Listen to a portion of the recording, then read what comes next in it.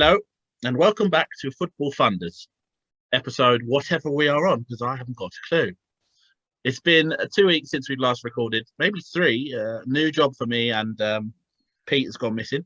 So, Ryan, hello, how are we? I'm good. Congratulations, Mr. CAFC man. You're all official now. You've got papers and everything. Not the contract you wanted, but to be fair. No, it's close enough. Yeah, I wear a uniform.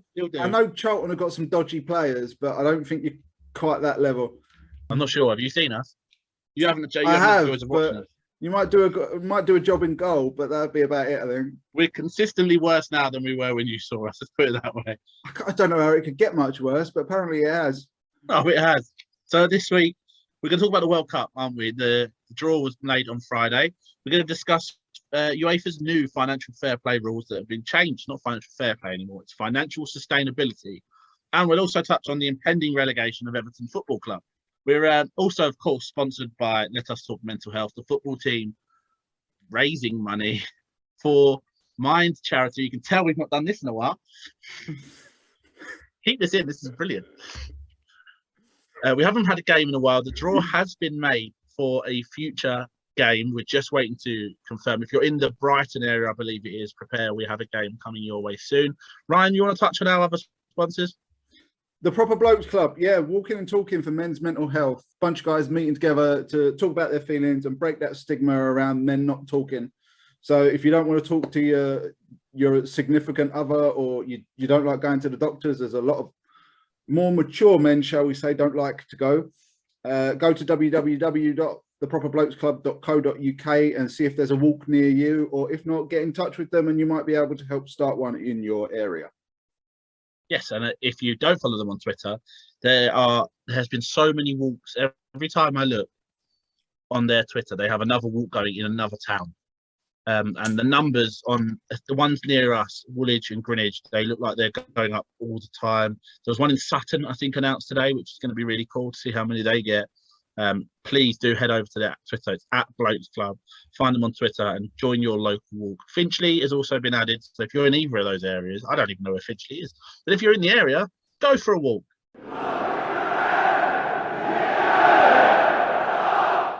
Right, we'll start with our first bit of the show. The World Cup draw was made on Friday, and of course, Ryan, England have been represented in Group B alongside Iran, USA, and Scotland, Wales, or Ukraine. I did make a joke about the world seeing that and the political landscape blowing up when they saw England, Iran, and USA come out at the same time. Amazing. And then you're going to put potentially Ukraine in there as well. It's just a politician's fucking nightmare. There's no other way around it. But we got to remember, it is sport. There has been an argument that the Ukraine should automatically get a bye because of what's going on. I'm going to be a bit harsh here. I understand that argument, but as much as the horrible things that are still sadly going on, sport's got to be done the right way. So Ukraine, I think, would, all their players aside, if they ever come back from war, bless them, because from what I've heard, the vast majority of them have basically traded their football boots for guns and are currently defending various parts of Ukraine. Hopefully they'll be available to earn their place, because I'm sure they would want to earn their place rather than just be handed it. And I'm pretty sure, to be fair, looking at their qualification line, chances of Ukraine winning that line is probably quite high anyway. I think they're better than Scotland. Ukraine-Wales could be a good game. I could see Ukraine nicking it there. I wouldn't be surprised if it is Ukraine that joins England, Iran, and USA in Group B. Well, one thing you can always be sure of is that Gareth Bale will turn up for Wales. So as long as he doesn't have to fake an injury for Real Madrid so he can go and play for his country, then he doesn't want to get injured playing golf, does he? No, definitely not. It's Wales, golf, Madrid. That's what the banner read, I think, wasn't it? Yeah. England actually don't open. They're the second game of the whole tournament. I'm not sure if you were aware of this. The opening day of the tournament starts not with the hosts, which I don't think I've ever seen in my lifetime. Qatar do play in day one, but they play the last game. Senegal. So we'll get onto Qatar's group. Group A is Qatar, Ecuador, Senegal, and Holland. And Senegal and Holland will open the tournament night one or day one. So 1 o'clock kickoff PM in Britain. And Qatar is the last game at 7. They face Ecuador, and obviously England and Iran and USA and question mark will be in between. So weird format. I'm used to the host being the nations, but that as a group should be Netherlands' group to walk through, shouldn't it? Really? Well, let's be honest. Qatar are only there because they're hosting. They're going to be the whipping boys of that group, surely. Because they did who win the other one? The Asian Cup. Yeah, but that's the Asian Cup. True. Who are they playing in the Asian Cup? South Korea, Japan, Australia. Yeah, probably the best lot that are there, aren't they? The Aussies are busy surfing. Ecuador and Senegal. I mean, Ecuador have done very well. Yeah, Senegal are, but they showed at the African Cup of Nations they're not consistent against African sides, which would worry me against. Yeah, but Holland. If Qatar get even remotely a point, then I'll be shocked. And Ecuador, who have had a really good campaign qualifying, I don't think they lost to Argentina or Brazil in qualification. So they've done really well. I believe they finished 3rd in their qualifying group. So that's really good. Although they still have Enner Valencia to score pointless amounts of goals. Do you remember Enner Valencia? Yes, but he's not the Valencia I remember. So off you try. No, not Antonio, the other one. And they also have a former Charlton youngster in their squad who currently plays for Brighton. So that's nice. Give me a little reason to support Ecuador for no reason. Right, on to Group C. I was going to say, I'll put my money on Holland and Senegal to go through from that group. Group C, I find this group quite interesting if you take out Saudi Arabia. That was Group A. I took England Group first. B? Yeah. Well, we did. It was England, so we did England group first. Well, then in that case, to be decided, but I'm putting money on probably the USA and England. America. Yeah, to go through. Right, Group C. This is one I have a feeling the big boys might not go through. So it's Argentina, Saudi Arabia, Mexico, and Poland. I have a feeling that Mexico and Poland could go through. You're having a lot of feelings today. Careful. Oh. We're on camera. Argentina could go through. I think they should go through with the ridiculous amount of talent that they've got. Don't understand why they've never won a World Cup over the years when you've got Aguero, Messi, and was it Lavezzi and God knows who else. Arturo Martinez. Yeah, exactly. Where do you want to fit them all in? They're going to play a 2-3-4. Yeah, well, that's what they were doing, and it weren't working. No, definitely not. Mexico have always been a really good side, to be fair. Pretty solid. And Poland are pretty consistent. They are, and they've got one of the best strikers in the world. So, and the last game of the group is Poland-Argentina. There's a very big chance that Poland-Argentina decides who goes through alongside Mexico. Saudi Arabia, I don't think are going to be whooping boys a problem. They're in there to get whipped by, because sadly, like Qatar have they might get something at Senegal or Ecuador. It might be close. Saudi Arabia in that group, there's not going to be a game where it should be close. They should be whipped by Poland. They should be whipped by Mexico, and they definitely should be whipped by Argentina. Yeah, it should be a rugby score for Argentina. I'm going to go out on the limb, and I'm going to say Mexico and Poland will go through. I don't. Argentina. I'm going to go Mexico, Argentina. Right, Group D. France, Denmark, Tunisia, and either Peru or Australia. So the 2 European countries then. Yes, and while we're going to talk, definitely, you can see Denmark going through. And can I just say how wonderful it is to see Christian Eriksen back, and not only being back, but he's playing out of his skin as well. Yeah, he scored twice for Denmark in the nationals, and then came back and scored for Brentford. So it's really nice. I must admit, I've said on this podcast before that I was really worried and I had my doubts, and he should just hang up his boots and go home. But he seems to be okay, and he seems to have come back in probably better form than when he left the Premier League last. Yeah, I think he's had that. I listened to a podcast, well, like a clip with him, half-hour interview he did, where he basically said, I've got nothing left to play for. Before I was playing, I'd got a bit of money. Now it's like I'm playing to have fun and enjoy myself, and you can see it. He looks like Christian Eriksen of old, and there's actually a rumour this morning, I don't know if you've seen it, that Tottenham have said that they're keen to try and bring him back in the summer.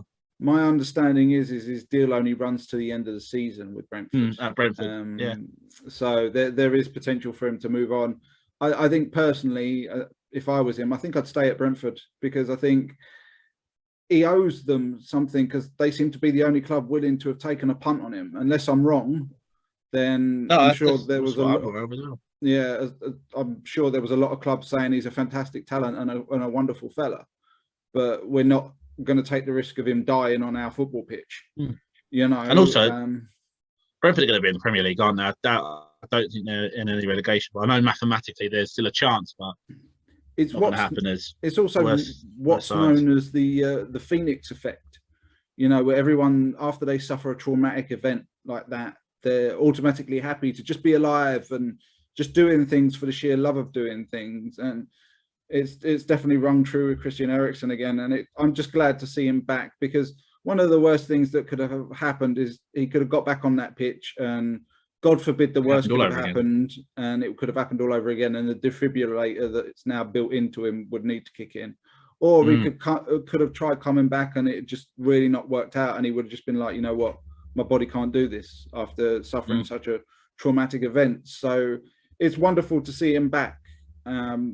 So I think there will be an extra incentive to do well for Denmark, because it's like, we tried to do it for you last time, and you're back and you're healthy, so let's do it with you this time, kind of thing. And they did get close. What did they get to in the end? The semi-finals? Yeah, we beat them in the semi-finals. We beat them, didn't we? Yeah. So I think it's France and Denmark that go through. As I said, it's Peru or Australia and Tunisia in that group. It should be a Europe all-round success, with France topping it, really. I don't think I know any Tunisians. It should be, but I mean, we saw Italy win the Euros, and now they're not at the World Cup.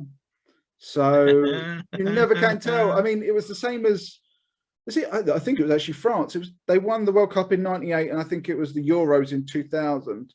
And then they went to the following World Cup, and everyone was expecting them to do fantastically, and they shit it in the group stage and got knocked out with, I think, about 1 point or something stupid like that. No, they got knocked out. Let me have a look. I know they got knocked out in.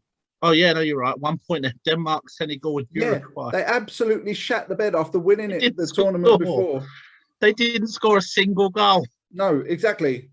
So you never can be too sure. Sometimes we saw the same with Spain.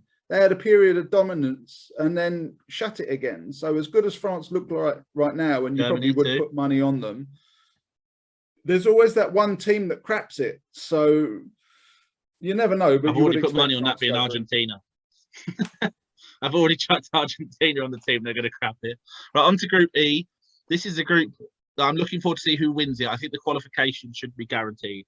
However, Germany won't like the sight of another Asian team after what South Korea did to them last time. Spain, Germany, Japan, and New Zealand or Costa Rica. It's another European double for me. It looks routine. However, Costa Rica have a history of pissing off European sides. Do you remember we had the group that was Uruguay, Costa Rica, England, and Italy? I think in 2010. Yeah, wasn't that was that when Wayne Rooney didn't get out swearing at the cameras because the fans were booing them? No, that was the World Cup before. This was the World Cup after that. That was South Africa. Yeah, we drew 0-0 with South Africa and Algeria or someone. So Costa Rica obviously topped that group somehow, and just have a tendency to annoy European sides. So I doubt they'll do anything. I think Germany are much improved since they got rid of the bogey eater. Yeah, bogey eater. They look a different side. They bring some youth to the strike force, especially with Karim Adeyemi. But I'll leave that one there. Football manager legend. he's been leading the line for Germany. They're bringing through their next generation. It's working for them. Maybe not this World Cup per se, long term, as in getting into the later rounds of the tournament. But I think they are looking at maybe 2020, the Euros 2024, which is in Germany. That I think they'll fancy themselves as winners, and then the 2026 World Cup, which is in North America. I have no idea. I believe 2026 is the one hosted by everyone in North America. But yeah, so I'd put money on Spain and Germany getting out of that group, because Japan don't really have the quality. They're not the best team from Asia. South Korea in here, I'd go, you never know. But Japan are a bit off. I don't think Japan will be a walkover. I think they're technically quite good, and they've got a fantastic work rate. But yeah, I don't see them qualifying over Spain and Germany. Then if it's New Zealand that get in there as well, then lube up New Zealand. Got nothing else to say to you. Group F. This is another for the surfboard. This is another group, and I'm not sure how aware you are of Canada's uprising football. Yes, they've got quite a few talents now. Group F is Belgium, Canada, Morocco, and Croatia. Now, that's probably the toughest group so far, I'd say, without it being. I like Morocco. We saw Morocco play England at the World Cup. I think we beat them 1-0. They looked okay. They looked really good in qualification. Did well not so well at the African Cup of Nations in the long run. Belgium should top this group, but Canada, as you said, have risen dramatically, and I could see Canada winning the group. But I don't think Croatia are the team they used to be. But are Belgium, because if you look back a few years ago, they had Company, Alderweireld, Eden Hazard, who's been a busted flush for a couple of years now, can barely get off the treatment table. Yeah, remember him, Real Madrid fans. What was it, about £86 million? And Gareth Bale Mark II. Yeah, literally. Lukaku's pulling splinters out of his rear end at Chelsea. So unless that changes, but does it for Belgium? Yeah, but how long can he do it for Belgium? You know, it's the old Harry Maguire argument that we've had. How can you pick someone who's not on form for about 2 years? You know, don't forget we've still got what, 6 months before the World Cup? 6 months. Yeah. Well, he'll be playing somewhere else in the summer, so he'll be getting some game time. The golden generation of Belgium is now the golden oldies. They're not there anymore. Company's gone, Alderweireld's gone, Vermaelen's gone. Who was the other one? Vertonghen's gone. Vertonghen. Eden Hazard's busted. Basically, they're being kept together by De Bruyne and Lukaku. So and Yuri Tillemans. Oh yeah, don't get me wrong. I'm not saying they don't have talent. But no, I'm just saying I love Yuri Tillemans. I think he should be in the conversation. The big hoo-ha about them being the golden generation and they're going to finally win something for Belgium has been gone. This is not the same Belgium. Oh yeah, no, I don't think they're. I don't put them as one of the favourites. I just think they're the best team in that group. I think probably this is the most open group that I've heard so far. Yes, definitely. Because as you said, Croatia aren't the power that they used to be. They're probably going to have about a 38, 39-year-old Luka Modric running around their midfield. I mean, don't get me wrong. How he's pulling out of his rear end at Real Madrid, I don't know. His performances have been outstanding. Last night. Yeah, exactly. But it's a very young, very talented Croatia side at the moment, but a very inexperienced one. So this one for me is very hard to predict. I'm going to say Belgium and Croatia, but that's purely on reputation more than anything else. Canada, on the other hand, let's talk about Canada quickly. They've got a couple of very good players that, if I'm getting the names right, is it Alphonso Davies? They've got Alphonso Davies, who is the one at Bayern Munich. Yeah, plays anywhere down the left side, doesn't matter where. And they've got Steven Estaquio, who's at Porto, a central midfielder. Never heard of him. The other one I have heard is Jonathan David. Jonathan David, yeah, the centre forward, and another one who is fast as a rocket. So yes, and next to him they have. I want to get the pronunciation right. I think it's Kyle Larin, but spelt with a C. Right. His goal return for Canada is really good. Plays for Besiktas in Turkey. I can see them potentially doing damage because I'm imagining they've got a really good counter-attacking style, bearing in mind the pace of their side. I think they go through. Ooh, who are they going through with though? Belgium. Oh, okay. However, I do want to say Morocco won't be whipping boys. Their front three of Hakim Ziyech, Youssef Inazri, and who's the other one? Sofiane Boufal from Southampton. That's a decent front three. Their midfield's a bit lackluster, kind of led the line by Sofiane Amrabat. But even their back four's not awful. Roman Saiss, the Wolves plays, their skipper. They've got Hakimi, who plays for PSG. Adam Messina plays for Watford. They've got some decent players. Listen, I don't think they're going to qualify. I think they probably will finish fourth. But I wouldn't be surprised if they're the reason that, say, Croatia miss out because they can't beat them. Okay. I mean, interestingly, the last game of the group is Croatia, Belgium, Canada, Morocco. That one's really difficult to call, but I will stick with my first call, just purely on reputation alone. But I wouldn't be surprised to see Croatia be replaced by Canada, to be honest. Group G, Switzerland, Cameroon, Brazil, and Serbia. Ooh. I don't like this group.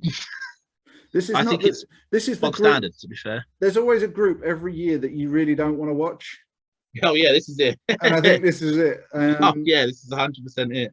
People might call me crazy because Brazil are there and Brazil have got supposedly all this talent, but they're not the Brazil of years gone by. They're nowhere even close. I was listening to, I don't know if you ever listened to Up All Night on 606.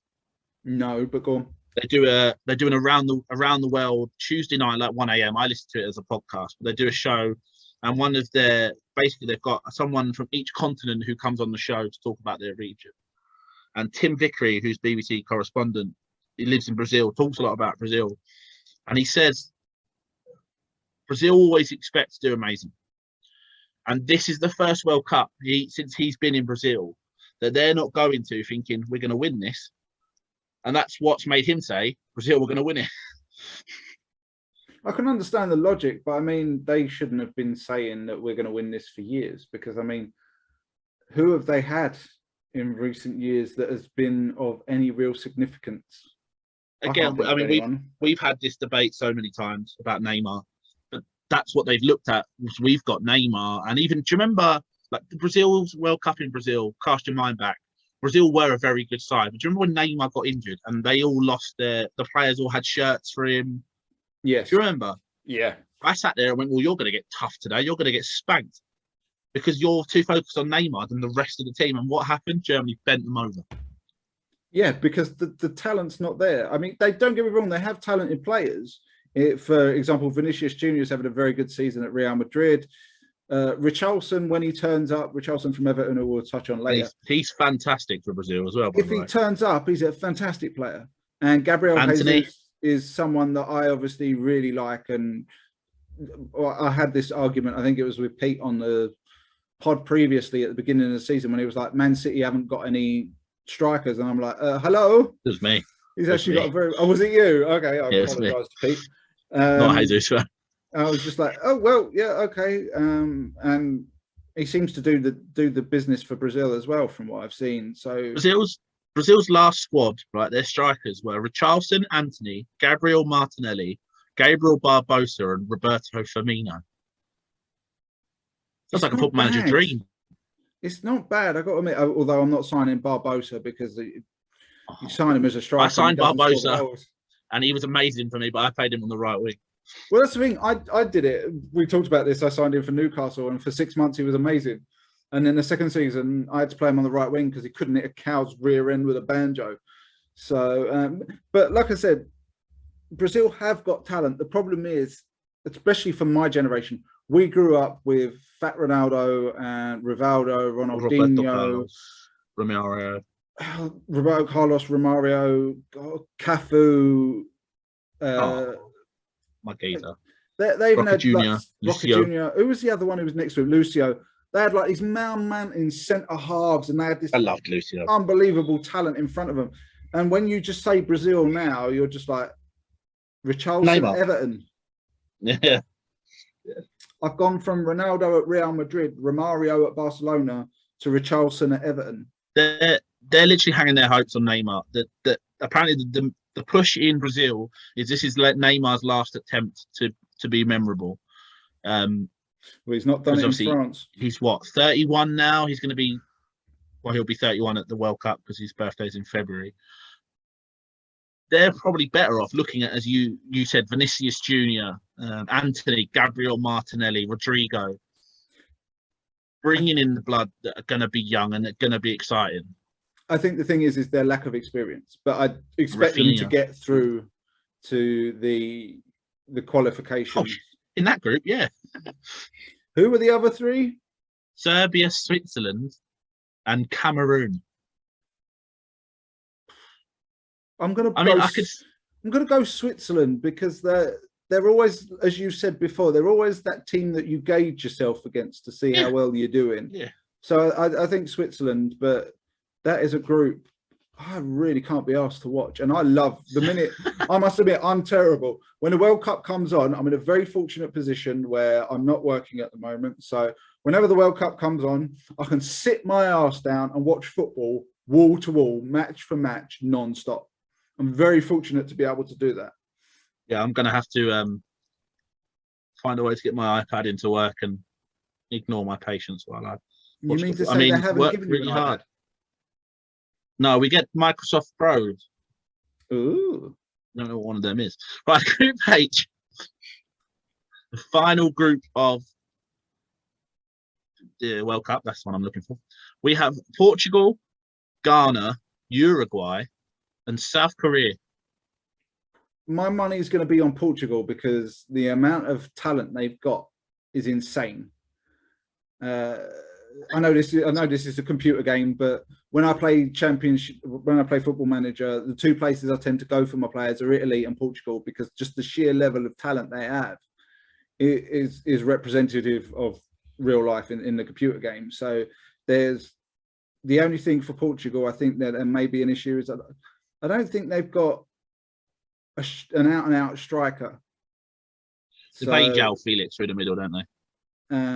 They've got the lad at Liverpool. I can't remember his name now. I should do. Jota. Yeah, Diogo Jota, who plays through the middle for Liverpool, and he's a fantastic player. But I think this is also going to be Cristiano Ronaldo's last hurrah. So I'm not sure about Portugal, you know. I think they'll go through, but this is a side that could be Ireland. And I also fancy Uruguay to go through. They've got some good talent, especially native based, if that's the right word.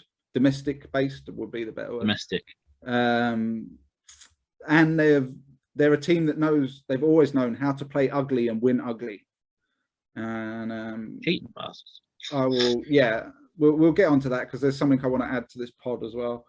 In terms of, funny enough, talking about Uruguay, obviously people will remember Luis Suarez's handball against Ghana in the quarterfinal. Do you remember? Yeah. Cost Ghana a spot in the World Cup semi-final, and they're now going to play each other in the group stage. I have a feeling. So I'm going to put through Brazil. Not Brazil. They're not in it. Portugal. Ooh. I really, really think Uruguay are going to get cost by Ghana, but I'm not sure that puts Ghana through, and I don't really want to put South Korea through. So I'm going to stick with Uruguay and just say that Ghana and Uruguay draw for whatever reason. They actually play each other on the last group game. It'd be quite nice if Ghana beat them to qualify, wouldn't it? So who's your money on to win the whole tournament? England. France. I'm going to chuck I think they're the best squad. I'm going to chuck a dart. I want to say England, by the way, just saying. But I can't say England because I'll get laughed at. So France. I'll get England. Make up your mind. Come on. Now your England. Down. You want England to win the World Cup? Yeah, fuck it. Let's go. The smart money's on France. Yeah, my heart says England. My money, if I was a betting man, I'd actually put money on Portugal. I just think Ronaldo's last World Cup, I think Fernandes, the talent they've got is obscene. Even if you've just got Fernandes, Ronaldo, Jota in the same team, I don't want to play that team. Can you guess who is favourites to win? If you betting odds, can you guess who is favourite to win the World Cup? France or Brazil? Brazil. It's probably Brazil. I don't know why they're favourites all the time. Brazil, France, England. So Brazil 9-2, France 5-1, England 11-2, Spain 8-1, then Argentina, Germany, and Belgium, Holland and Portugal all at 12, and then after that is a gap to Denmark. But if you fancy Saudi Arabia, they are 1,000-1. Well, put tenner on that, and you'll be minted. Where do you think, being realistically, I know you want England to win it. Where do you think England will end up? So here's the thing. I've worked out if we win the group where we get to, all right? Quarterfinals. I think we're good enough to make the semis. However, the quarterfinals would be us against France. And at that point, it's home time. I think if again, it's a matter of how the draw falls and luck. Our best path would generally be finishing second, because I think so. If we win the group, we'll play the runner-up of Group A, the winner of runner-up of Group A, which is I think we put through. It was Holland's group. Let's have a look. Senegal or Senegal or Ecuador, depending on which one you fancy. I would put Ecuador. I think you said Senegal. But then after that, we play the winner of France against Germany. No, France against Argentina, or it would be France, Mexico for me. And I think you said Argentina to go through, so it'd be France, Argentina for you. Where if we finish second, we'd play Holland in the first game. Sorry, that's wrong. Can't call them Holland anymore. They're not Holland. We would play the Dutch, and then we would play Germany or France. Germany / Mexico, Poland. Oh, okay. So actually finishing second is probably the easiest route for us to get to the semi-finals. But I think we win the group, we then end up playing France in the quarters, and then that's where we go home. Rather than if we finish second, we get through the game against Holland, which is a tough game on its own, where they ended up playing Germany or Poland or Mexico, or we could probably get past them. We've seen us beat Germany. I think we've seen us beat Poland of late. Mexico could be a difficult game, but it's an easier route than if we were to play France. For me personally, I think we'll make the last 16. Anything after that, I'm not sure. I know I've been on this podcast a long time and I've bashed Gareth Southgate in some people's eyes. I've not bashed him, but I just don't think he's the man to lead us to a trophy. I don't think he's tactically good enough. And I think it proved it in the final against a really old, aging Italy defence. And he got schooled and outclassed. That was the moment, to be honest, like I was defending him, but I can't defend that because the game was there to be won. And I've said to you before, we've talked before, I'm still not convinced that Gareth Southgate is in charge of England and in charge of selections. I think he is the lovable figure that they wheel out to face the public.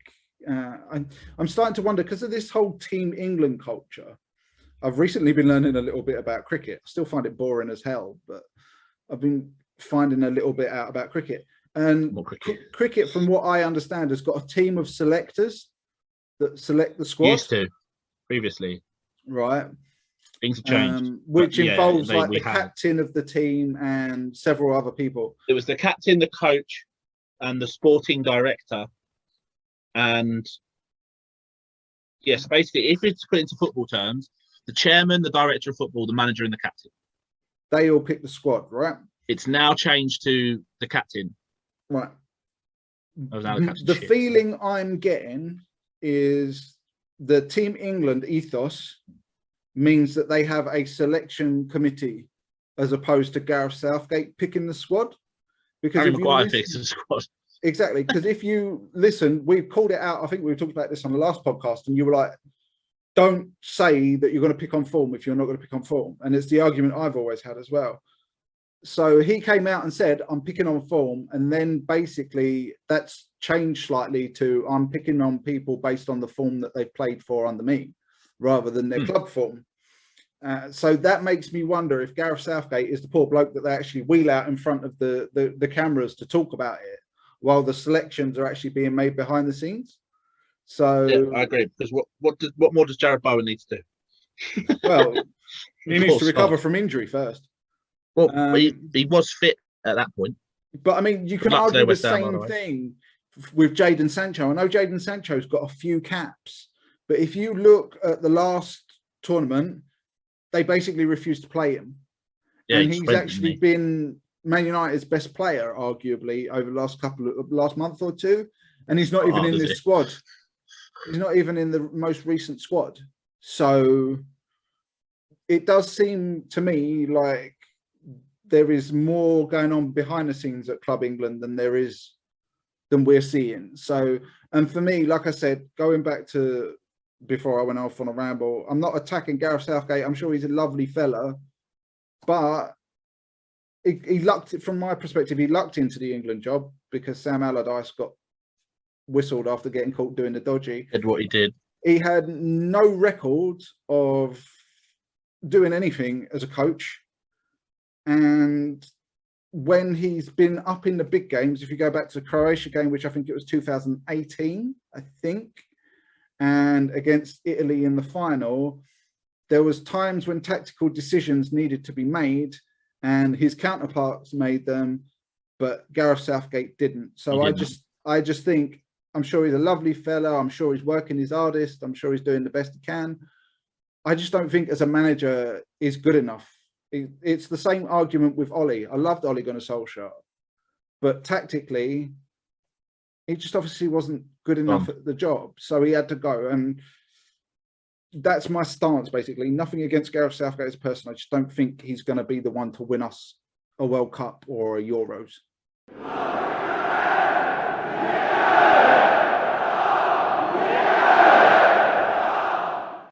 Right, onwards we go. UEFA, Ryan. They've announced that they're going to get rid of FFP, no more financial fair play. Oh, go on, give me this, because I actually haven't heard this news. It's only dropped today. So yes, it has. It was dropped. The wonderful world of UEFA have decided to fuck something up again. So what are they doing now? It was dropped at 3 o'clock this afternoon UK time. UEFA agree new final sustainability rules. So in other words, they've just renamed it. Final what? Financial, sorry. Oh, right. Okay, thank you. Final sustainability rules? What the fuck? UEFA has brought in new financial regulations which will limit clubs spending on wages, transfer and agents' fees to 70% of their revenue. Permitted losses over 3 years is allowed to rise from what was 30 million euros to now 60 million euros. The new rules will come into force in June, and clubs will have 3 years to implement these. UEFA said breaching will result in predefined financial penalties and sporting measures. Clubs are allowed to spend 90% of their income for the 23-24 season, but reducing by 10% for the next 2 seasons. The new financial sustainability regulations have been put together by FIFA and the influential European Club Association, which I don't know what that is, under the major reform of the financial rules. I think that would probably be all the teams that were involved in trying to get the Super League up going. But yeah, carry on. Yes. So currently, clubs can spend up to 5 million more than they earn per the 3-year assessment period. However, they can exceed this limit, and up 30 million, which makes no sense of having here's your limit, but go over it by 30. So whatever. Penalties have been given out before, but now will be set in stone beforehand. Obviously, Man City, I think, were in trouble for breaching. Was it financial fair play that they breached in? Yeah. Atletico Madrid were done with it, and then both teams got away with it. So, mate, you said a thing before we went on live, and you just said it's just probably just filling in holes. It looks like it is very much just trying to fill in a few holes that they haven't got, and may make it a bit more club friendly for, again, the bigger clubs. I actually think this actually hinders the bigger clubs just slightly, because from what you've told me and from what little I've seen, looking at it, they're actually trying to reduce the spend in a different way now, because beforehand there was no limit on how much of your income you could spend. It was just like, you make the money, you can spend the money. Now they're actually setting limits on how much of your income you can spend, much in the same way that the Spanish federations in the Liga did with Real Madrid and Barcelona. They put a 70% cap on them so that they could control their spending and try and get out of debt, although we know Barcelona are just going to borrow and live forever. I learned something random, again, thanks to the World of Football Manager. Do you know, based on where you finish in La Liga, there's a wage cap for you for the next season? I did not know that, no. So if you win the league, you're allowed to spend blah, whatever it is. If you finish second, you're allowed to spend a little bit less. Third, a little bit less. Fourth, a little bit less. And then from I think it's 10th downwards, everyone's the same. But if you finish in the top 10, for every position you finish higher, you get to spend more money, and you have like a salary cap. So like if you win the league, the salary cap's like 5 million, whatever. Obviously, you have to register. That's why Barcelona are having the money problems to finance, because they had to stay under the quota. Because they finished second last. So they had a budget that would fit if they won the league, but they finished second. So they were then over the budget. Additional cap, yeah. And then there was a 70% cap that was put on top. My Valencia team was fucking well over wage. I was finishing like 9th, and I was like, I'm screwed here. Half the squad's going to have to leave. I understand what they're doing with these new rules, but the reality is it's not going to make a blind bit of difference, because all clubs will do is they will do exactly what Manchester City did, and they will go to the Court of Arbitration for Sport, and they will have the ruling overturned by lawyers and not have to pay a penny. So there's a bit here where they've said at the end, this will help smaller clubs improve their chances of beating the bigger clubs. No, it won't, because their income, the bigger clubs will still have more income, mate. Yes, that argument is mute. Stupid. Like, are you telling me Man United are playing Burnley? Who's going to have more money? Well, United still, because they're going to pump in the money. Like, they're going to get money from sponsorships and all sorts. Exactly. That is the way. The only way you can compete now as a football club is to not. You can't do it the way Chelsea did it. Look how Chelsea are now that Roman Abramovich is no longer in charge. You can't have a sugar daddy that just pumps money in, money in, money in, and money in. This is, I think, the problem that Newcastle are going to find, because I noticed that when I take over the first season of Newcastle on Football Manager, if you ain't very careful, you very, very quickly go over the FFP, and then you don't get to play in Europe, and you get fined by the Premier League and UEFA because your chairman's just chucking money at you left, right, and centre to spend. And then you suffer consequences. So the only way that you can compete now is by increasing your revenue, which is commercial deals, which is basically what the Glazers did as soon as they came in the club. They tried to sell everything. They put a sponsorship on everything, from deodorant that the players wear to cars the players get to bucket seats in the dugouts to... I remember when Alex Ferguson was in charge, the players, whether it was home or away, turned up in suits, in the club's official suit. Now, if you look at them, they've got a training top, they've got a pre-match top, they turn up in loose-fitting gear because that is all sponsored. So it's basically anything you can whack a sponsorship on now, you've got to do it, because that is the only way you're going to be able to grow your football club and challenge it. Very Americanized, isn't it? It is, but it's also the more sustainable way of doing it. It's the one that makes money, doesn't it? At the end of the day, that's how you make money. No, sadly, that's a lot of the bigger money deals now are. I think I saw something the other day, like, so Mill have sponsors, Husky. They own 60% of the club's income through their sponsorship deal. I don't know who Husky chocolates are. I mean, feel free to Google them if you maybe you'll like Husky chocolate. I don't know. I don't care. I'm a Galaxy man, so. I know they do like shakes as well, but yeah, Mill's money from them is massive for a championship club. And as you said, it's the only way really making money at a significant level in football now. Yes, that is the way, because of the way the rules are now. I know the rules keep getting breached and they send lawyers to deal with it, but essentially the only way you're going to find sustainability now is to make as much money as you possibly can. And I mean, not meaning to sound funny, I've had arguments with Pete on this podcast about the Glazers and what the Glazers have done to Man United. And Pete's very much been of the case of, oh, they did this and they did that. But what people don't realise is the sheer volume of cash the Glazers have brought into Old Trafford. The sponsorship deals and everything, they were like record breaking year after year after year. Even like, when Man United make a sub, it's sponsored by someone. Yeah, I'm sure. There's your Manchester United substitute sponsored by Chevrolet. Exactly. I'm sure like the players have got sponsored underwear and God knows what else by now. So, you know, they brought in a lot of money, but it is the only way to move forward. So I fear, talking about it quickly, I noticed Chelsea still haven't been sold since we last did a podcast. Living off of a sugar daddy who's supplementing your wages and supplementing your overall income. I mean, from what I heard, I think he chucked in about another 300 million quid into their bank balance before he was told he couldn't put anything else in. So you can't have a sugar daddy anymore. You can't have someone just give you cash and cash and cash and take out loan after loan after loan, despite what Barcelona are currently doing. But I mean, even Barcelona recently signed a deal with Spotify. So even they're now like, okay, we need to get out of this. So the biggest deal of all things to sell, it was the naming rights to the Camp Nou, or the new camp, whatever you want to call it, and it's now Spotify Camp Nou.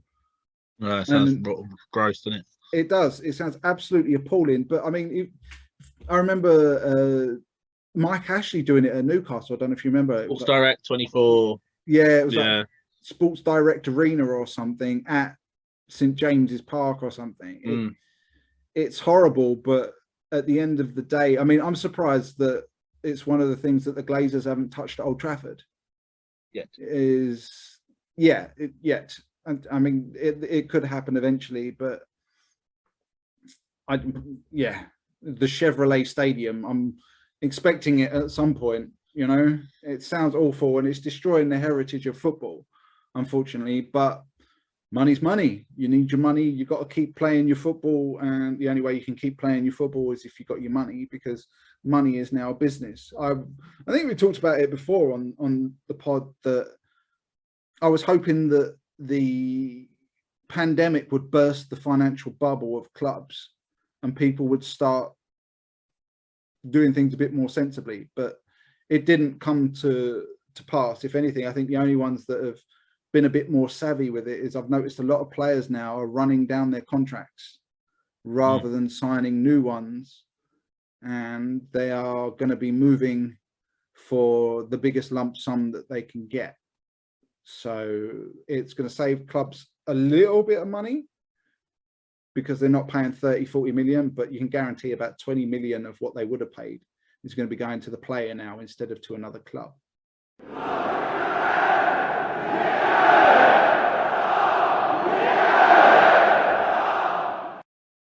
So speaking of players leaving clubs, well, I think we should hit Everton because they're about to lose half their squad.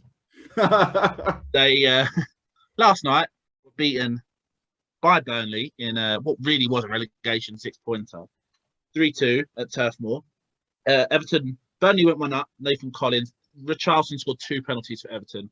Jay Rodriguez equalised, and last few minutes scenes when Maxwell Cornet scored the winner for Burnley. I don't know if you've seen it, Ryan. Have you seen Burnley's winner? No, I haven't. So Everton, it's just error after error. So Everton on the attack, it's about 35 yards out, and John Joe Kenny just hits a shot. You've got 5 minutes left. You need to win this game. John Joe Kenny, it's a 35-yard shot. It's never going in. If it goes in, it's 1 in a million. So many players are in and around him. Keeper save, Nick Pope, I think it is, in goal. He clears it, goes up the other end. He gets put out for a throw-in. Again, relegated 6-point now. Charlie Taylor takes the throw-in quick with Jay Rodriguez. Decay and John Joe Kenny are stood there. Neither of them move when Jay Rodriguez controls it and lays it back to Taylor. The minute Taylor gets on the ball, Decay starts walking towards him. Taylor lets a free cross in to the box. No one's near him. It goes through Jared Braithwaite's, who's I think an Everton youngster, through his legs.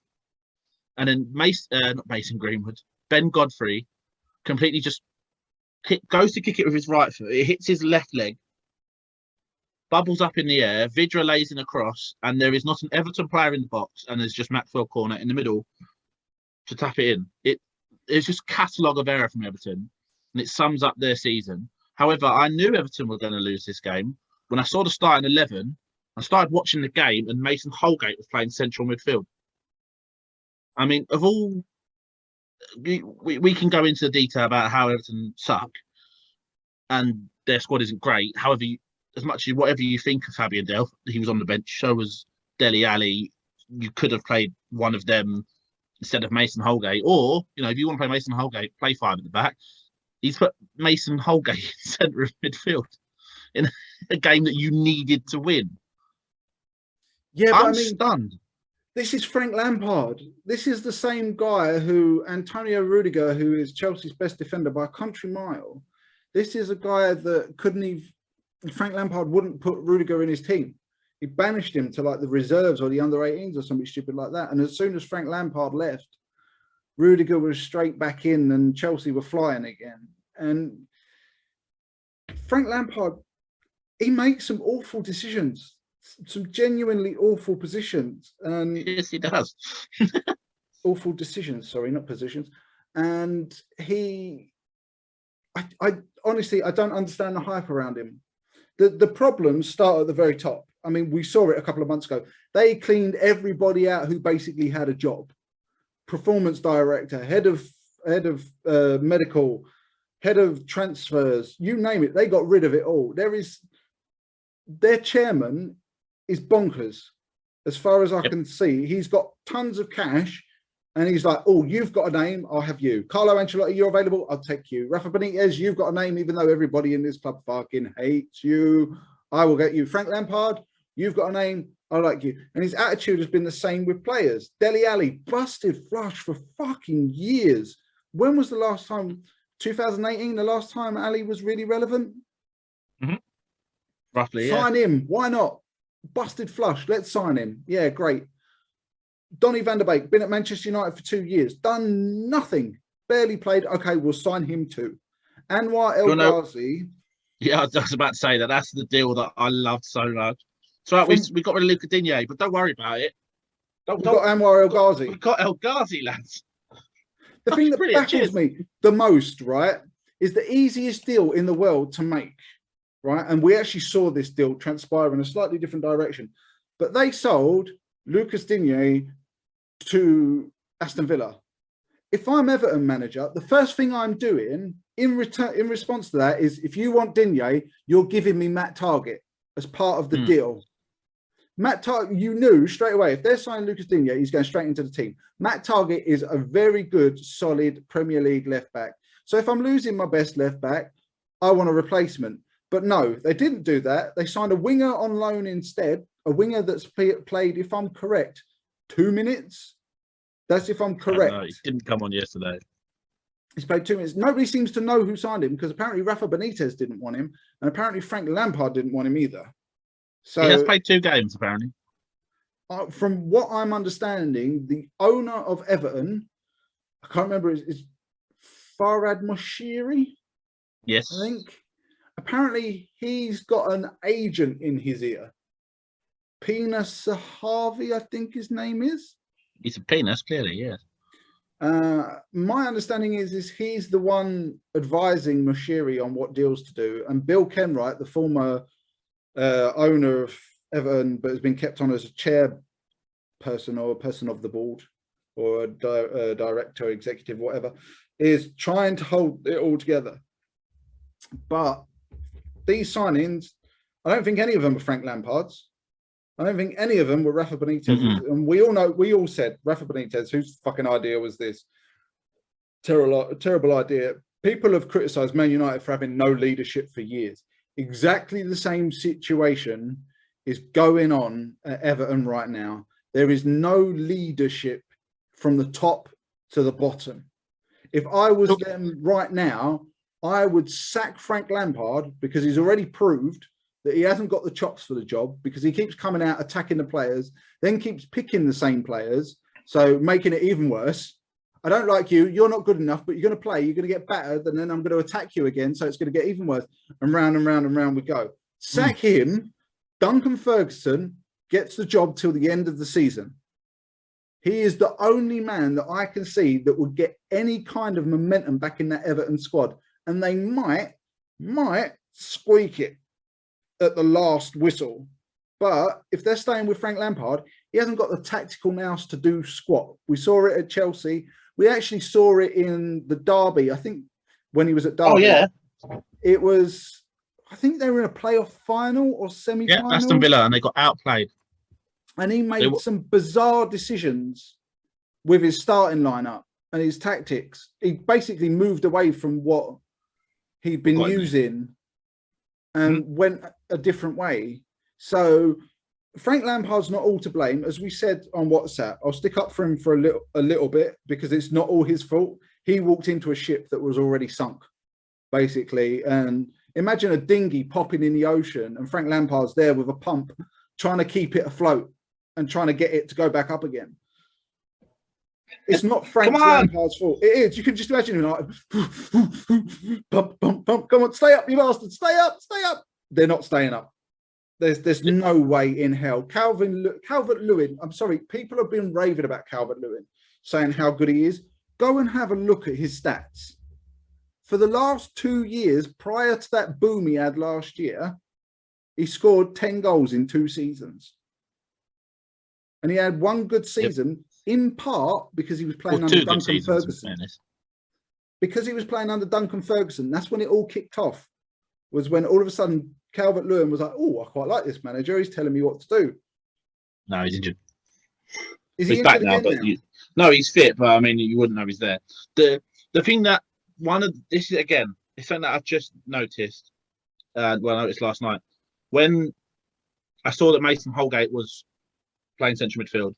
I went on to Everton's club website. I thought they must have a midfielder, and they must have a midfielder. And then I looked at their Premier League registered squad. They have 3 goalkeepers registered. One of them is Andy Lonergan, right? But they don't have Tom Davies registered. Hey? He's ineligible to play Premier League games from the January transfer window onwards. What? He was registered, but when they made their signings in January, they unregistered Tom Davies. He is not registered to play a Premier League game. Whose genius idea was that? Well, I'm assuming Lampard, because he must send off the registration. But this is what I mean about having no leadership at all. No absolute common sense anywhere. You seriously... Well, go on. I said, like, we had this discussion ages ago. Everton spent no money, and we said it. Go back to the season preview we did, and we all said, all right, we didn't predict Everton would go down, but we all said, don't expect anything from Everton. Their team is shocking. Their team is shocking. I'm something like people go on about their Everton's defensive record before this season. I'm still saying it's a fluke because Michael Keane is terrible. Seamus Coleman is 104. Your left back doesn't speak any English. Bless him. I'm surprised. I'm really honestly surprised he's playing. All credit to him. Vitaly Mikalenko, the Ukrainian lad, doesn't speak a word of England. Look what's going on in English. Doesn't look what's going on in his own country, and his team he played for is crap. Your centre back pairing is Mason Holgate and Michael Keane, or when Mason Holgate's not playing central midfield. And as I said, your right back is Seamus Coleman, and John Joe Kenny is the other right back, who was struggling in Scotland, but is for some reason good enough to play in the Premier League. And don't forget, they also signed, who is it, Nathan Patterson from Rangers. And haven't played him, and now he's injured. Played him. And then you look at their strike force. Calvert-Lewin, Damari Gray, Andros Townsend, Solomon Rondon, Alex Iwobi, Richarlison. I'm going to take Richarlison out because he's good. The rest of them, Damari Gray was good for a month. Andros Townsend was released by Palace. Solomon Rondon, oh, sorry, I forgot Cenk Tosun as well. So, Solomon Rondon was, what's his name's best friend? Rafa. Whoever put this squad together, as if it's so, as you rightly said about the chairman and the agent, whatever. What? I honestly, I think if Everton go down, there's every chance they don't come back. I actually worry for Everton if they go down because the way that their deals have been structured, and obviously I don't have any solid information on this, but it's just my gut feeling. It strikes me as the people running Everton or the people that own Everton aren't savvy enough to have put relegation reduction clauses in these players' contracts. So like in Football Manager, when you negotiate a contract, if you're lower in the leagues, you can put in like a relegation 50% wage reduction. And then you can put in like a 50% promotion rise if like you come back up. I don't think anybody at Everton is financially savvy enough to say, right, yeah, okay, if we go down, you lose 50%. Because I honestly don't think they were expecting to go there. From what I understand is since Moshiri come in, I think they spent about £500 million on players alone. That's on the right side, Dele Alli's going to cost them bugger all. Well, he's cost them bugger all right now, but yeah. Well, even with he ain't going to play the 20 games. Let's have a look how many games. He had to play 20 games between January and the end of the year. He's currently on 6. There's what? 7 games left. 1, 2. But then 3, again, 5, this 6, is 7, 8, 9. this is also another issue. It's just like, if you've bought him, why aren't you going to play him? This is another weird Frank Lampard situation, because it's the same with Anthony Gordon. Before Lampard came in, Everton's shining light was Anthony Gordon.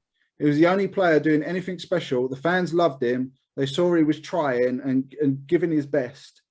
And then Frank Lampard comes in and says, right, yeah, I'm not playing you. And then he signs Dele Alli. That's the worst thing. If Dele Alli is one of his signings, he's then not playing him. But that signing was completely bonkers anyway, because Dele Alli hasn't produced in about 2.5, maybe 3 years. In that time, he might produce in the Championship. He's had, what, 5 managers, I'd say? Let's have a look. Pochettino was the last manager he performed under. Since then, he's played under Mourinho. Well, I mean, he performed under Mourinho for a brief spell until Mourinho attacked him in public. Yes. Yes. Nuno. He played under Mourinho, Nuno, Frank Lampard. Even the end of Poch, was out the squad up the side. Who else am I missing? Somebody else Conte. I'm missing. He's played under Conte as well. So 4 managers, arguably 2 of them world class, and he's done fuck all. At the end of the day, you can't say it's the manager's fault, because he's played under 4 different managers and done nothing. And Frank Lampard even had a pop at him in a press conference. Nobody seemed to pick up on this, but I did. He said that, like, Dele Alli wasn't physically ready, and we're not going to play him until he is physically ready.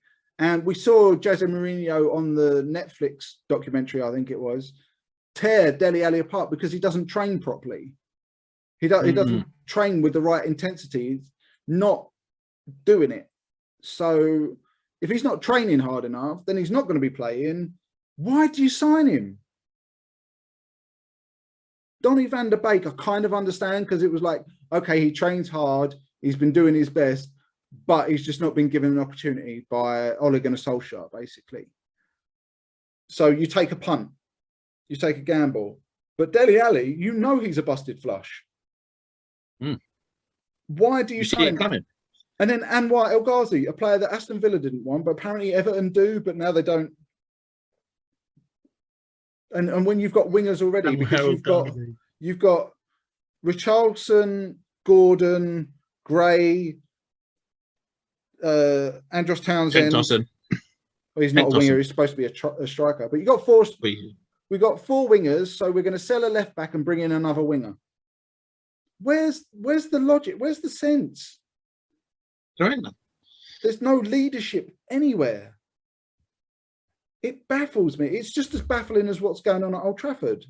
It's just like Man United. They were like, okay, we know there's this guy out there who's really good at building clubs. So what we're going to do is, instead of bringing him in as a director of football to oversee everything, we're going to employ him as our head coach and then maybe keep him on as a consultant afterwards. So we know he's good at this job, but we're going to give him 2 different jobs instead. Yeah, and actually, before I go on to my final point about Everton, you made a point that's really true about Anthony Gordon, right? You're in this position. It's something that Charlton have done often, and it worked to a degree for earlier parts of this season. When you're underperforming, playing shite, that's when you get an Anthony Gordon, or in Charlton's case, a Mason Burstow, a John Joe Shelby, or whatever, a homegrown talent, and that lifts up, because I'm used to Charlton being shit, right? When it's Charlton's kids, it's different. You put on that shirt, you giving it a go, you're one of us, that's fine. You're going to get Everton fans will be more willing to let Anthony Gordon have a crap game than if they sit there and Andros Townsend's playing shit again. They're less likely to turn. Which makes the exclusion of Tom Davies even more baffling. Exactly. It's absolutely shocking, because I know you're not a fan of Mason Holgate. I actually quite like Mason Holgate. I think if he's one of the key things about Mason Holgate for me is he's very, very fast for a defender, and he's good at a last-ditch tackle. So if you put him alongside someone like Yerry Mina, who I know has been injured a lot, who's not as fast but reads the game very well, then you've got a very good balance. But if you're playing someone like Keane, who is completely devoid of so much confidence. I mean, you're talking about Dele Alli, see Michael Keane. It's the same thing. They're so unbelievably busted that any talent that was once there doesn't look like it's ever going to come back. I'd like to argue Michael Keane never had any. He did have some talent, but not a massive amount of talent. I think he did very well at Burnley, and that's what got him his move to Everton. Burnley. But ironic, really, isn't it?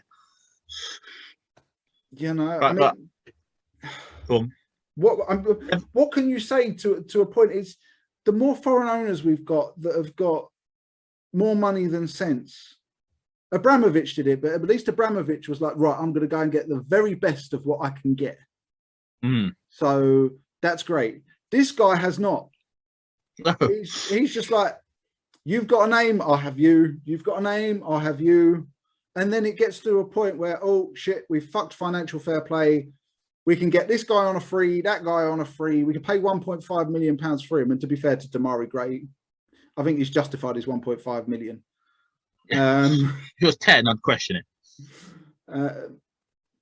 And then it's like, oh, okay, do with what you've got. And then on top of that, you employ a manager who is soul-suckingly bad, not only in terms of reputation in that city, but as a football manager who is basically his tactics, like we've talked on here before, he's another one of the dinosaurs that is time to go bye-bye. Yeah, if you excuse me, sorry, if anything, I would have employed Rafa Benitez as a director of football, so you could use his connections to get quality transfers in. Although it's a bit questionable considering he did sign Solomon Rondon. But yeah, and if you look at Everton's remaining fixtures, it's rough. They have Man United on Saturday, which depends what Man United turns up. They're either going to get trounced or it's a 0-0 draw.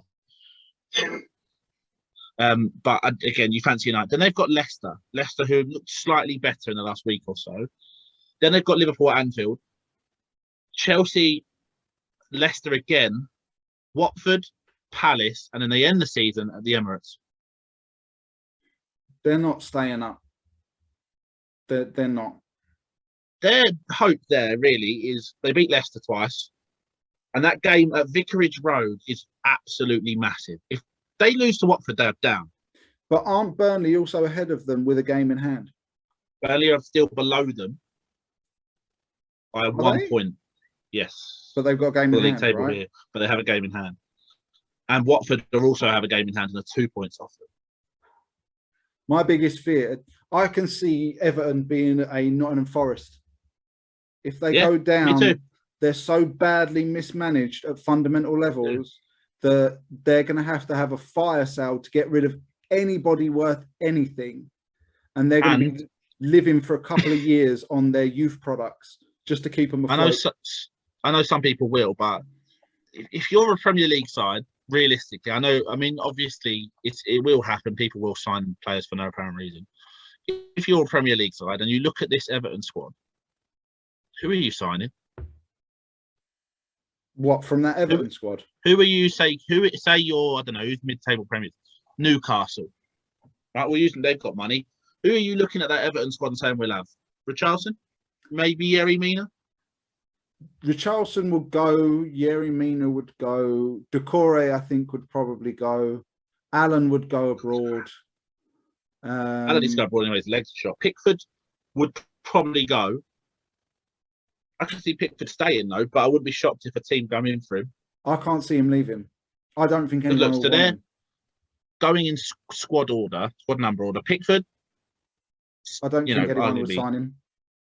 John Joe Kenny will stay because no one's going to want him. He's crap. He might actually go to Germany because he had a successful spell in Germany, so someone might take a punt on him there. But again, Nathan Patterson just arrived. It's not going to be anything substantial if they sell some of these players. Yeah, exactly. Nathan Patterson's just arrived. Mason Holgate will probably stay. I don't really see a club wanting him. Yeah. Michael Keane, same.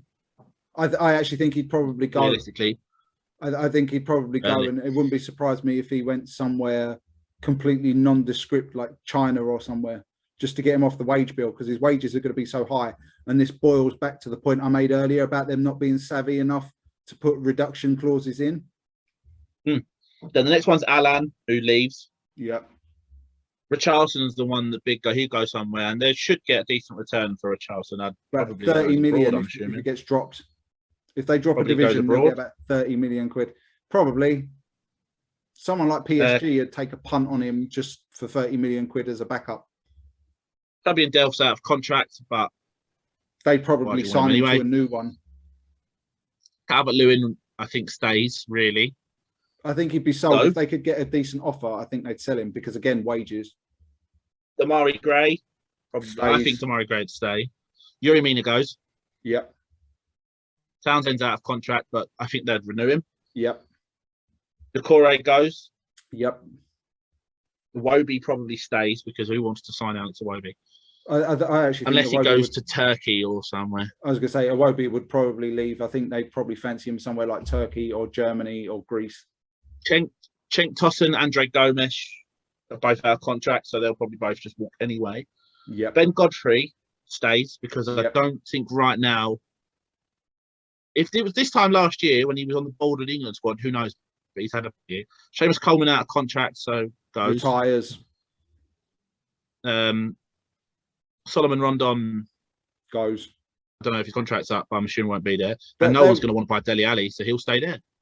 Yeah, Dele Alli will go there. And I mean, Dele Alli's going to be on about 150 grand a week, probably. But I do believe Dele Alli does have a relegation clause in it.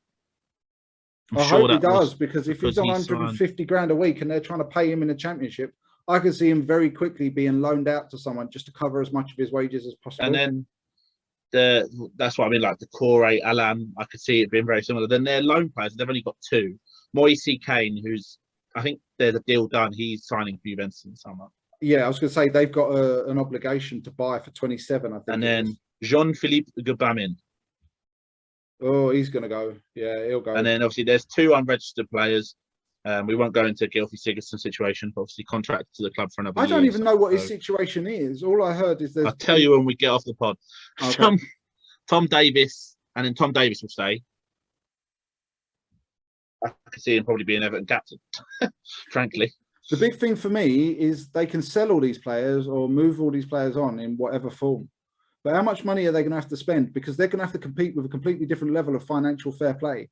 And if they haven't done what I said... Luckily, they get big parachute payments, which help them. Yes, but that doesn't help when it comes to FFP. You've still got to hit your target. It does go towards it will go towards your FFP, though. Yeah, but in wages terms, it's not going to make a blanket difference. But there isn't a wage cap limit in your FFP in the Championship. No, but you know what I'm saying is like they're going to be hemorrhaging money left, right, and centre. If they're still there in like 3 years, then there's a problem. Rather than they'll be all right for the first few years. It's once the music stops. Once the music stops, what the fuck does that mean? No, I know what you're saying. Yeah, once the music stops and the money from the Premier League goes, you're fucked. So, but you look at, like I said, Dele Alli's got to be on about 150 grand a week. Calvert-Lewin's probably on about 100. Yerry Mina's probably about 80 to 100, I would think. I'm not sure if still Gylfi Sigurdsson's even getting paid. I'm guessing probably not. But they could probably get. No, I believe he isn't being paid. But they could also just terminate his contract and say, right, you have breached your contract by bringing the club into disrepute through your off-field activities, shall we say. So they could potentially get out of that one legally very quickly. But there's a lot of players that, I can't. I like I said, I could see it being a Nottingham Forest because it's so badly run and they can pump as much money into a club as possible. But if you don't pump the money in properly, then it doesn't make a blind bit of difference. You are just wasting money. I remember that year, I think it was Fulham. They came up, I think they signed about 10 players and spent about £110 million or something. Oh, shit. Like that. And they went straight back down again and it was a complete disaster. It was the German lad that they signed who was supposed to be big. Was absolutely shot dead. Yeah. It was like a Cam or a... Oh, Holtby, no, he was another one that shut the bed, but yeah. His was injuries, bless him. Is it Shell? Oh, Andre Schürrle. Yeah. And that's the former Chelsea player. Prime example of if that's why I suppose you can give Norwich some credit, as they've just gone up, taken the cash and gone back down again every couple of years, because it keeps them afloat. At least it's financially sound investment. Well, financially sound business, shall we say. Attempted. Yes. I believe, unless you have anything else, Ryan, that is it. I have one more subject to bring up. Oh, we do have one more. One more. Well, two, but the other one's going to be really quick because there's no shithousery or Plonker Plumstead. Plonker Plumstead? Plonker Plumstead. There are plonkers in Plumstead, I can guarantee you. Absolutely. You're staring at one right now. But did you see the Manchester City Athletico Madrid game? I didn't. I was watching Everton versus Bayern Munich. Bayern Munich. Everton Bayern Munich, they wish. Did you see? No, Tuesday I was watching Charlton. Did you see the uproar afterwards? No, because I was watching Charlton. Right. And I was uproaring about them instead. As we know, Diego Simeone has a certain style of football that borders on the dark arts, and he likes to and likes to be defensive and heavily structured, right? But against Manchester City in the Champions League, I'm reading you the stats, right, of the game. Yep. Right? Atletico Madrid had 29% possession in 90 minutes, 0 shots, 0 shots on target, 0 corners, and committed 13 fouls. In that time, they also kicked Jack Grealish in the face with the football, and they were pinching players and pulling players' hair. And people have said, pundits alike, have said that what Atletico Madrid did was perfectly acceptable. It's a different style of football. I would argue that is complete and utter horseshit, because just judging on the stats, they didn't play football at all. They've done literally nothing in the game. Literally nothing. They had João Felix and Antoine Griezmann basically playing as wing backs in front of 2 fullbacks. Shithouse football. It's not football, is it? No. But it's listen, he's not the first time, it won't be the last that he'll have this style. I think this is the first time, because this is like Suarez played severe. I can read you their lineup. Hold on.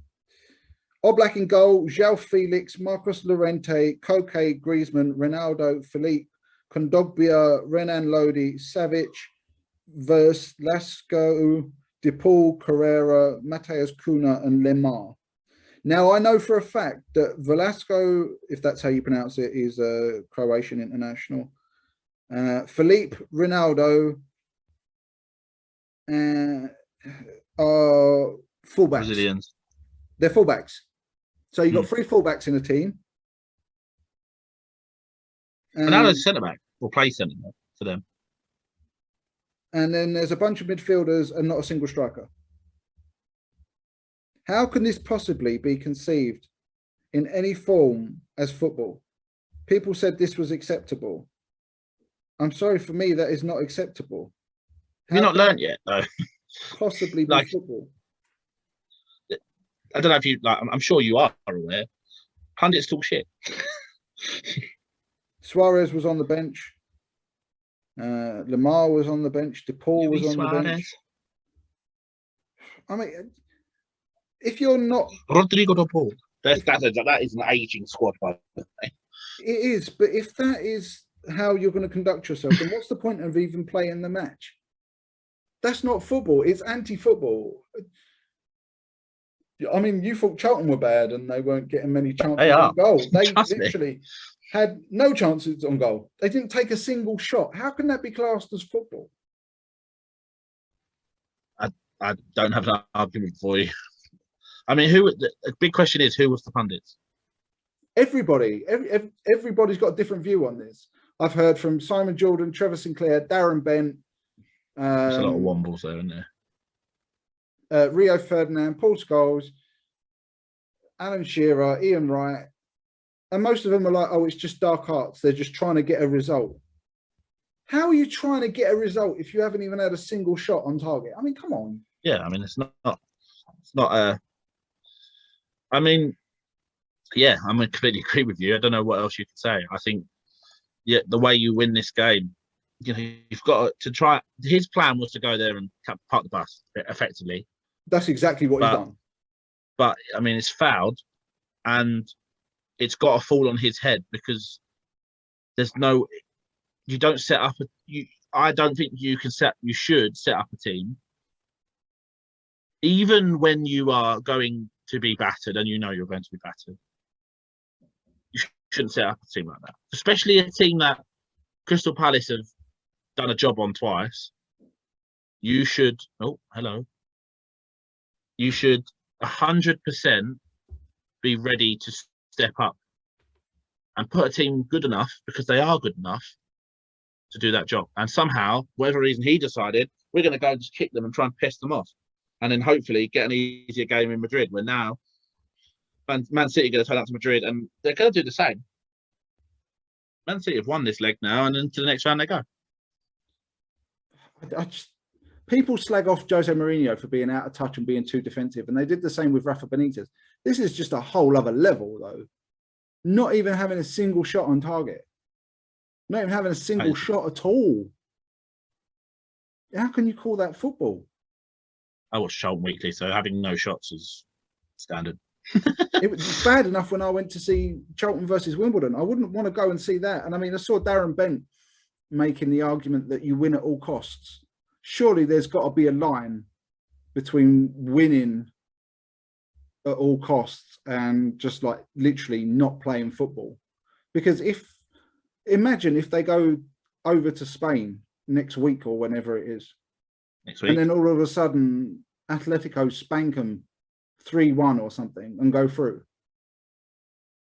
then Diego Simeone is going to be justified in what he did, which is not play football.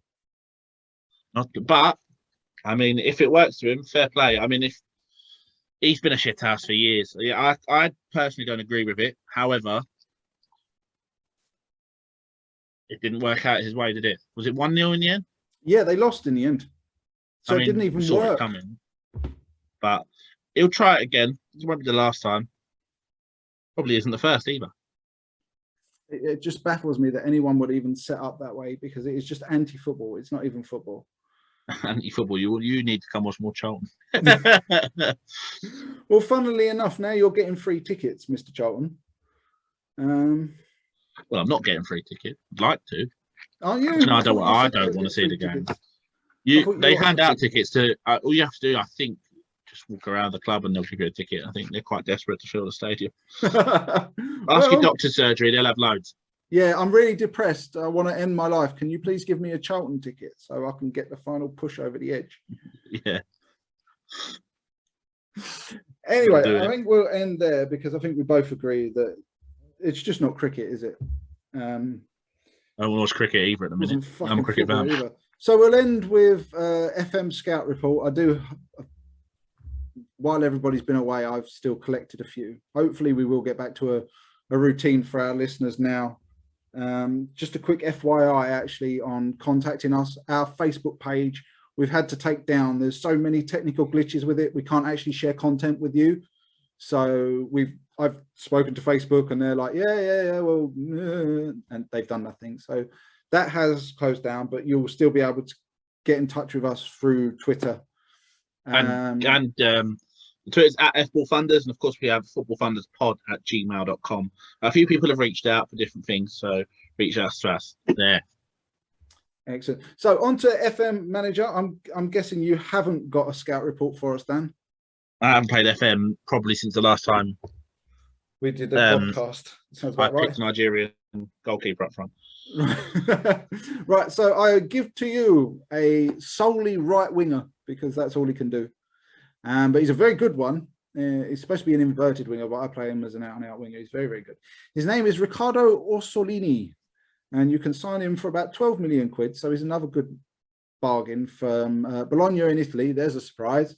I'm in Italy and in Portugal shopping again, as I said earlier. Very good, very determined winger. I've banged on about determination on this podcast for these players, but his is 17, so it's as close as it gets. Aggression also very high at 15, so he's not completely bonkers. There's a slight risk he might get sent off, but overall he's pretty good. Acceleration and pace and stamina are all 15, so he's quick and runs like a train. His dribbling is also 15, and so is his technique. There's a lot of 14s and 13s in the technical side of things. The mental side of things is a bit of a mixed bag. Some things I'd like to be higher, but I've only just signed him, so can work with him. But aggression's 15, anticipation's 14, bravery's 13, determination's 17, flair's 14, off the balls of 14 as well. So it's very high. And again, his physical stats are very, very high as well. Like I said, 15 acceleration, 14 agility, 13 balance, 14 natural fitness, 15 pace, 15 stamina, and 13 strength. He likes to get forwards. He likes to have a shot from distance. Boy, can he hit them. I will tell you that. I got him capped for Italy. He's got 2 caps, 2 goals for Italy for me. And he's played 5 games, 2 goals and 3 assists.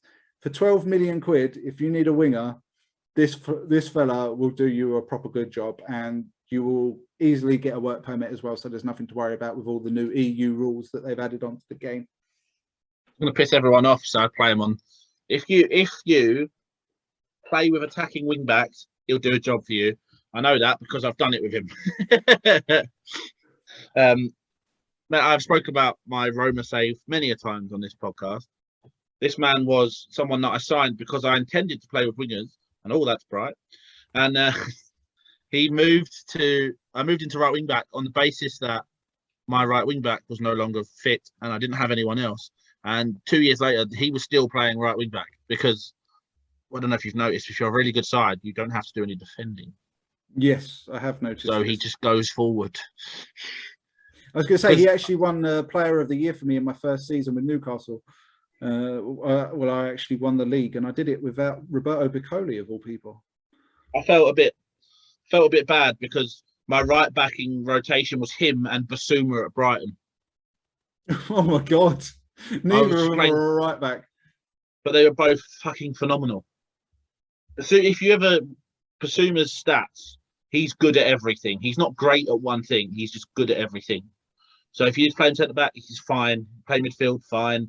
Play right back, fine. Just don't ask him to score. He can't do that.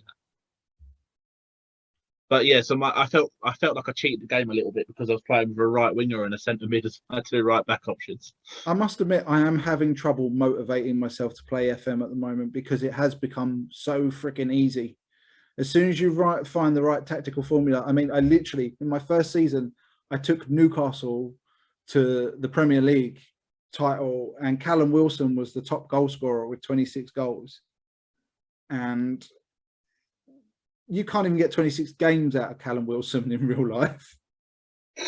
So, you know, I mean, I had Ahmed Diallo on. I didn't sign many players. I had Ahmed Diallo on loan from Manchester Ahmed Diallo, another one I turned into a wing back. Who I've talked about before. I signed. Oh, what's it? I can't pronounce his first name, but his surname's Minamino from Liverpool. Takumi. Yeah, that's him. I signed him, and he did all right for me. I signed him in January. I got Gedson Fernandez, who I always sign because the man just runs like a train. And I got in. Here's another bargain buy for you. Actually, I haven't got the.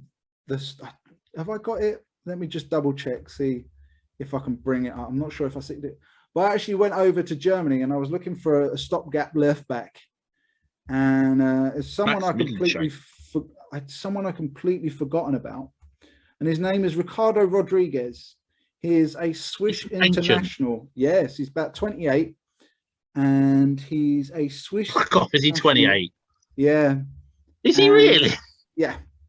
And he cost me 4.5 million quid, and he is as hard as nails. He is an absolute beast. He doesn't look amazing in his stats, but everything is like really solid and round. Fucking stunned. It's like look, he's been playing since about 2002. Yeah, I remembered him from like his AC Milan days and I think it was Wolfsburg as well. And I was like, I really need a decent left back because I can't remember who it was, but I had one left back that was shit. Newcastle, all of them. Yeah. Well, no, I actually like Jamal Lewis. Jamal Lewis turns into a decent player, to be fair. Emil Kraft. He was the right back, sold him. Paul Dummett sold him as well. And there was another left back up there at the time as well. I can't remember who it was. Emil Kraft and Javi Mankio. Yeah, those are the right backs. I can't remember who the left backs were. It was Jamal Lewis and one other, but I got shot of him really quick. And yeah, so I was desperately rooting around for just like a stopgap left back for a year or two to tie me over. And I saw Ricardo Rodriguez. I was like, oh, this is fantastic. £4.5 million. And he was the best left back in the Premier League that year. So if you are desperate for an experienced international left back, give Ashley Cole a call. Go get Ricardo Rodriguez. No, he's terrible. Have you seen his coaching stats? He's like at Chelsea and for England, and he's like coaching stats of 3, 4, where 5, is he now? 3, 9. He's at Everton with Frank Lampard in real life, which is probably half the problem. That's why then. There you go. Well, I think that will do it for episode whatever one this is. I think Thank you very much, Ryan. But I'm not too sure. Not but a clue. It's nice to be back, and we will try and be a bit more consistent now that everybody's lives have settled down a little bit. And if Pete does feel like joining us again in the future, then currently he's hurt himself. Bless him. It gets at his age. It happens. Yes, bless him. Captain Birdseye, bless him. He's been caught out on the crawlers. Captain Birdseye now only has one knee as well as his other issue. So one knee and one bollock. He walks lopsided. I'm hoping. I haven't spoke to him. I'm hoping it's one of either side, like left one and then the right knee. Left ball and right knee. But me and Dan will. I don't know. I'm hoping. But me and Dan will try and bring you a bit more consistent content in the future. Thank you very much. But for behind the scenes, we always record on a Thursday, and my Thursday schedule has literally today been sorted. So I know what's going to be going on a Thursday, so we can get back to being a bit more consistent. Sorry for the delay. Apologies, but life unfortunately has gotten in the way. Dan started a new job. I've had stuff going on. Pete has been busy as well. So me and Dan, catching fish, sell to you lot in St Morrison's. But Captain Birdseye might come back at some point. But yeah, so hopefully, fingers crossed, you'll get a show and a more organised show as well next week, because this one's very much off the cuff. But thank you everyone for tuning in. Indeed, and we will see you very, very soon. Take care. Good night.